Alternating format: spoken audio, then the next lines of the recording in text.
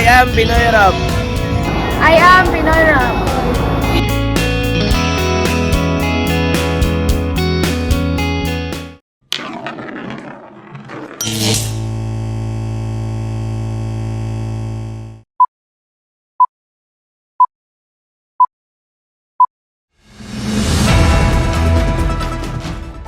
And for the headlines, weather forecast, Philippine weather and weekend tropical outlook.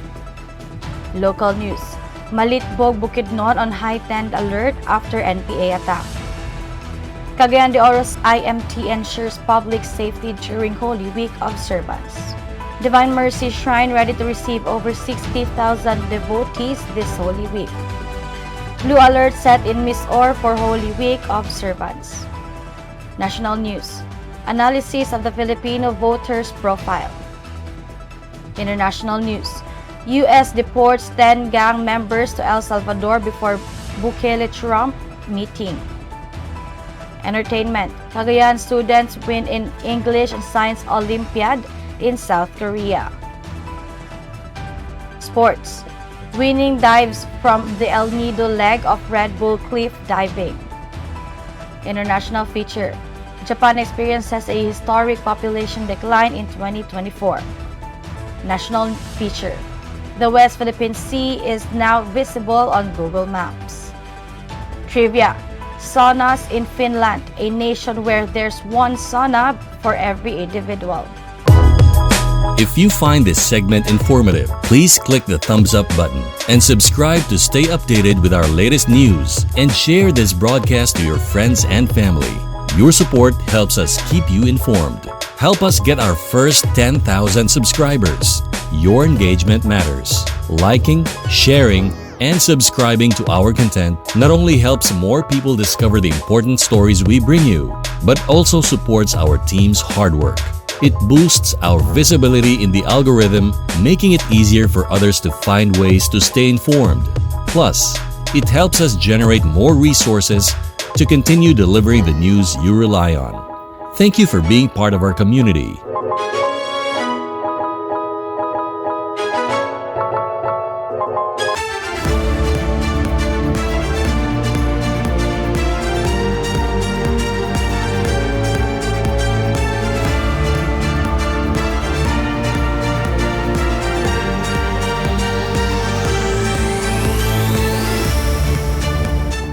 Good morning, Philippines. Magandang umaga, Luzon, at mayong adlaw, Visayas ug Mindanao. Today is Monday, April 14, 2025. I am Athalia Pisaniel.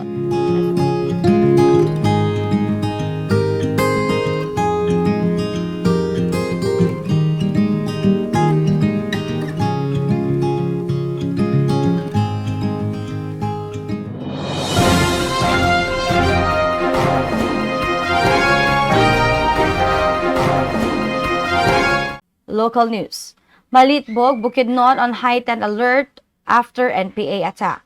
The city of Malitbog, Bukidnon has strengthened security following an attack by the New People's Army in order to maintain peace and order in the municipality. Mayor Gary Casino alerted all departments and barangay officials to monitor the security within their jurisdiction. The Army's 4th Infantry Division confirmed that the remaining NPA members were responsible for burning and damaging a private cassava storage facility in Barangay San Luis, which was valued at 3 million pesos. The Army's 28th Infantry Battalion and 23rd Infantry Battalion were tasked with conducting clearing and pursuit operations to ensure peace in the area. Cagayan de Oro's IMT ensures public safety during Holy Week observance.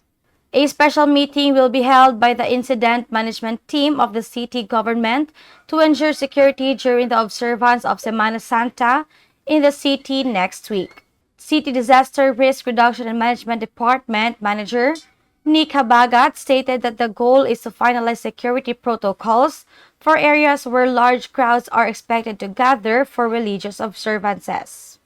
He mentioned that there will be no significant changes from previous years' observance of Semana Santa, but they will add measures to ensure peace and order in churches, terminals, pilgrimage sites, and other locations until Sunday of La Hoya.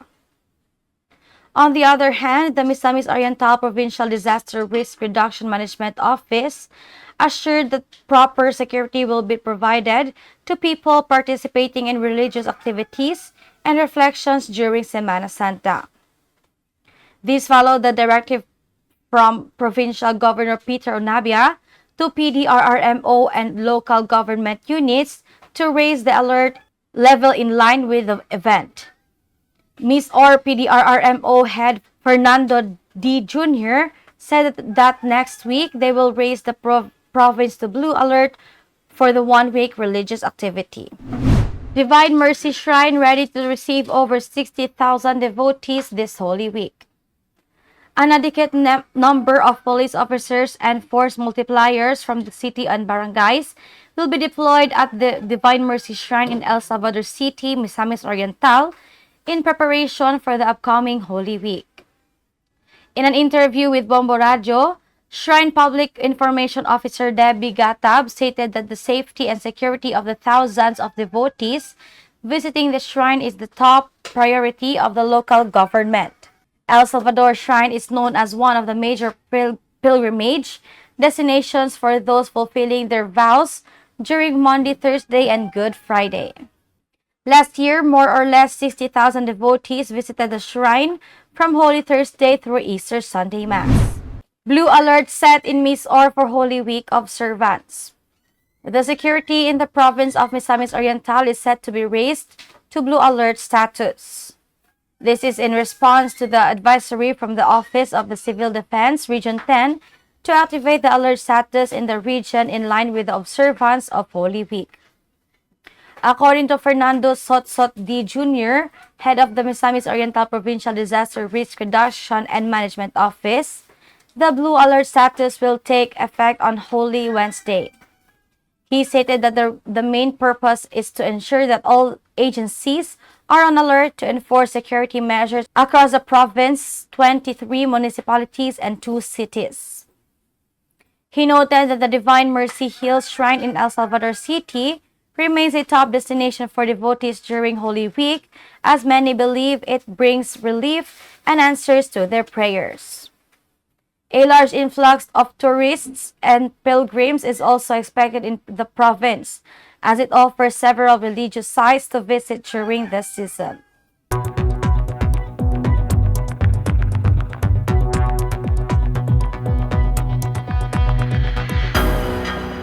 Weather forecast, Philippine weather and weekend tropical outlook. The Philippines is still under the influence of a strong high-pressure ridge, mainly over Luzon and parts of the Visayas. Easterlies are bringing in a few pockets of rain, especially in northwestern Mindanao, due to a weak tropical wave moving west. This ridge is expected to persist until Monday or Tuesday, when a cold surge or shear line may weaken it slightly. That could bring isolated afternoon showers or thunderstorms in Luzon, but nothing widespread, just localized heavy rain. Over the next 5 days, Mindanao may see increased cloud cover and rain, while central and southern Luzon stay mostly dry. Rain chances go up a bit in northern Luzon due to the shear line. If you're looking for relief from the heat, Mindanao is the best bet. Cebu may get some rain, but much less in the central Visayas. The Bicol region, including Legazpi, remains hot with high heat indexes, same as Manila and Cagayan. Baguio stays cooler due to its elevation, making it a popular escape. Cebu sees cloud cover early in the week but clears up by midweek, with heat indexes rising again. Stay cool, no major weather systems are forming in the long-range forecast for now, but we'll keep an eye on it.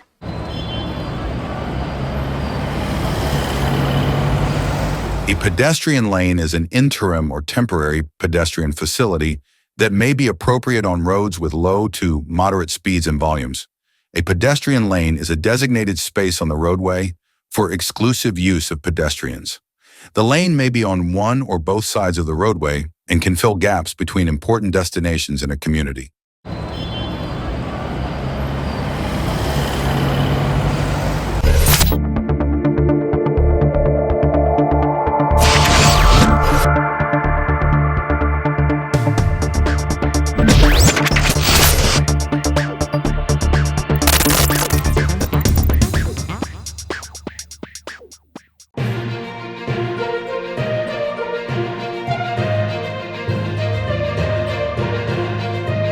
National news. Analysis of the Filipino voters profile. During this election period, ABS-CBN, in collaboration with the opinion research firm WR Numero Research, aims to provide meaningful information that will assist Filipinos in their voting decisions. In the second part of Halalan 101, Professors Cleve Argules and Robin Garcia will analyze voter turnout, or the number of people who voted in past elections, as well as the typical age, gender, and other characteristics of Filipino voters. The Halalan 101 segment is a collaborative effort by ABS-CBN and WR Numero Research, aiming to provide vital insights to voters in the lead-up to the Philippine elections. Voter turnout is an essential aspect of understanding electoral participation. Historically, voter turnout in the Philippines has fluctuated depending on various factors, such as voter engagement, the candidates running, and the political climate at the time. In addition to focusing on voter turnout, the program will also dive into demographic factors that influence elections. Understanding the age, gender, and socio-economic background of voters can provide valuable insights into voting behavior. This information helps election stakeholders, including candidates and political analysts, better understand voter preferences in areas with potential voter suppression or apathy.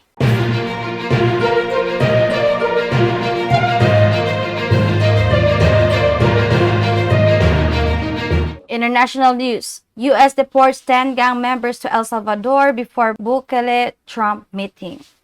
The Salvadoran presidency released video footage of 10 alleged gang members being handed over by the U.S. military to Salvadoran police on Sunday, just a day before President Nayib Bukele's scheduled meeting with Donald Trump at the White House.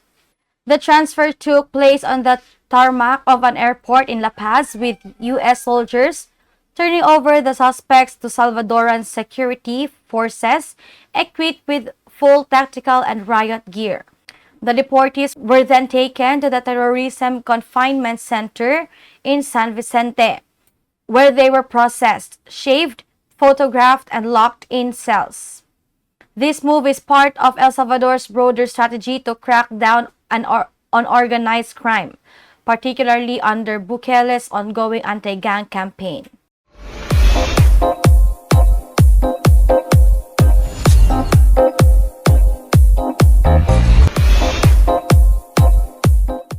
Entertainment. Cagayan students win in English and Science Olympiad in South Korea. Two high school students from Lyceum of Apari in Cagayan, Lance Derald Ingan and Raisa Angela Juliana Imperio, emerged victorious in the recently held Southeast Asia Computer Science Olympiad and Global English Language Olympiad of Southeast Asia in Incheon, South Korea, from April 2 to 5, 2025.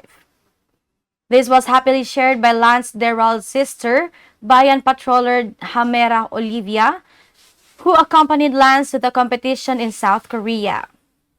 Patroller Hamera expressed pride in the medals brought home by the two students and in their effort to raise the Philippine flag on the international stage. According to Jose Michael Dahe, one of the competition organizers, one major reason South Korea was chosen as the host country was its fast internet speed, which is crucial for the Computer Science Olympiad. In addition to representatives from the Philippines, participants came from Malaysia, Indonesia, Vietnam, Cambodia, Thailand, and Myanmar. Dahe confirmed that both Lance and Raisa received diamond medals in the Global English Language Olympiad of Southeast Asia, Secondary 1 and 2 categories. They showcase outstanding skills in reading comprehension, grammar, and correct usage, essay writing, and more. Lance also won a silver medal in the Southeast Asia Computer Science Olympiad, Category 4, where his skills in computer literacy and coding were tested.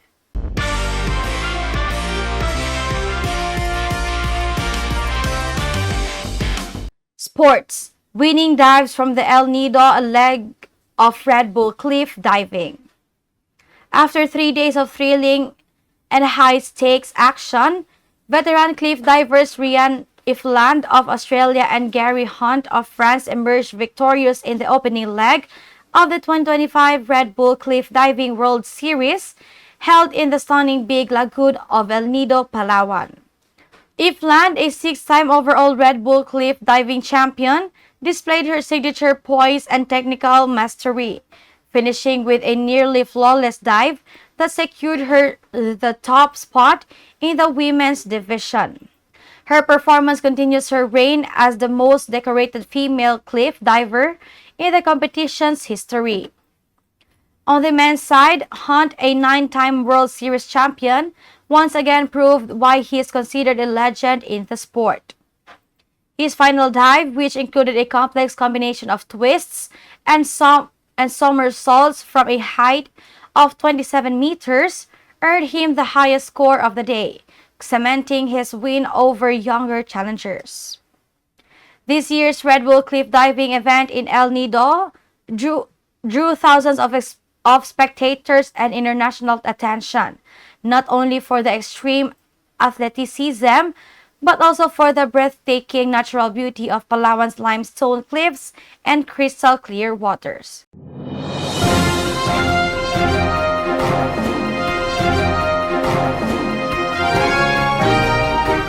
International feature: Japan experiences a historic population decline in 2024.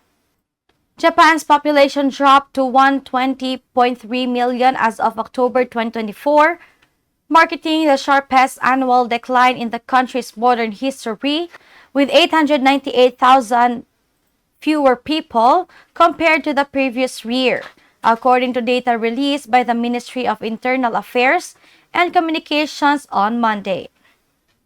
This marks the 13th consecutive year of population decline, reflecting ongoing demographic challenges that threaten the world's third-largest economy. Japan is facing a dual crisis: a rapidly aging population and a record low birth rate, currently at 1.26 births per woman, far below the 2.1 replacement rate needed to maintain population stability. The shrinking population is creating ripple effects across all sectors. Labor shortages are becoming more severe, especially in healthcare, agriculture, and manufacturing. Meanwhile, rural areas are experiencing accelerated depopulation, leading to the closure of schools, hospitals, and local businesses. Chief Cabinet Secretary Yoshimasa Hayashi acknowledged the deepening crisis in a press conference, stating, "We understand that the declining birth rate is continuing because many people who wish to raise children are not able to fulfill their wishes." In response, the Japanese government has introduced measures such as a child care subsidies, expanded parental leave, and free education for young children.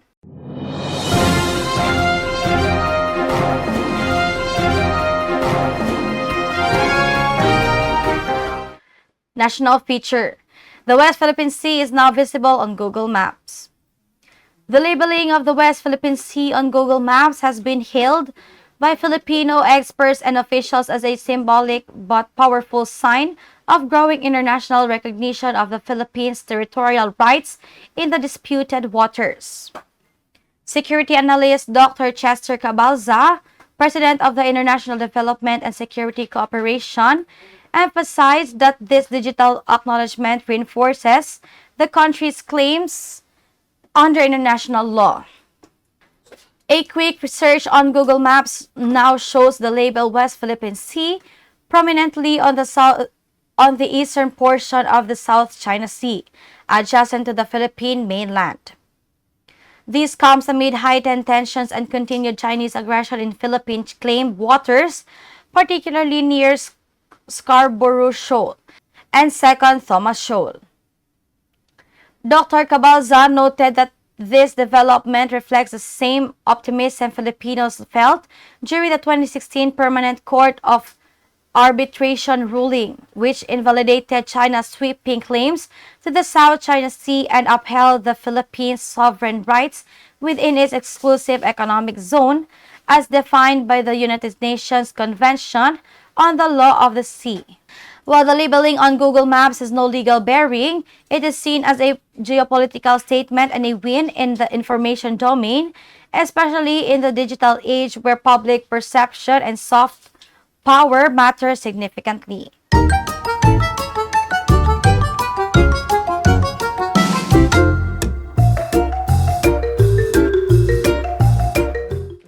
Trivia. Saunas in Finland, a nation where there's one sauna for every individual. Alexander Lemke, a self-described sauna classist, explains that it's not unusual for older sauna goers to ask for help, such as having their back scrubbed. You just do it, help them, he says, emphasizing the deep cultural significance of saunas in Finland. He describes this practice as a reflection of how deeply the sauna tradition is embedded in the Finnish community. Typically, Lemke is responsible for heating Finland's oldest functioning public sauna, Rajaportti in Tampere, and a process that requires 7 hours starting at 7 a.m., while he usually performs this task in the nude.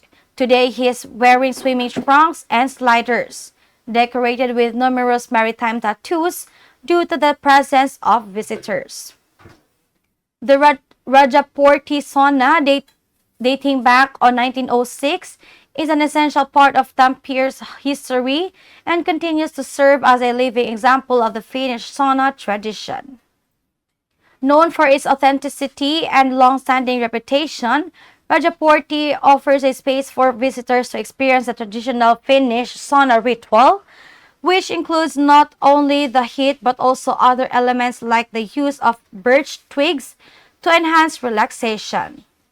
The sauna plays an essential role in Finnish social life, where it's not just about bathing but also connecting with friends, family, and the community. And that was the information we got from here and abroad. Keep listening and watching. Please subscribe Pinoy Rob on YouTube channel and follow us on Facebook. And have a wonderful day.